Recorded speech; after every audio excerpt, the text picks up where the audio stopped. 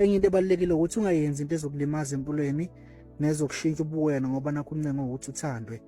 Ukuthanda ungancengi. Ingakho ngihlezi ngisho ukuthi uma umuntu iba umuntu efanele ukuthi ube yena noma iba wena lo muntu ofisa ukuthi ube uyena.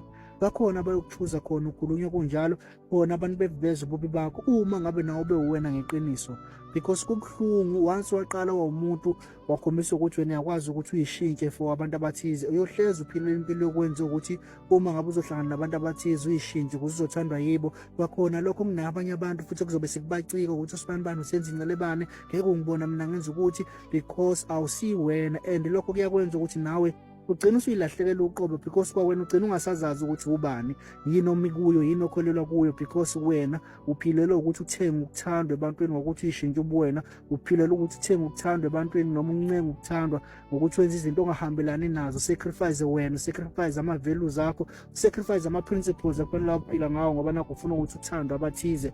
Abantu abanendaba nawe nabakuthandayo bayokwamukela wena nobuwena bakho nalo muntu oyena ngale kokuthi uzishintshe for ubona. Once waqala waphila impilo ukuthi hayi ngizoyishintsha, uzoyishintsha nomphela and uyogcina kwawena ilahlekela ngoba yobe ungasazazi ukuthi ubani.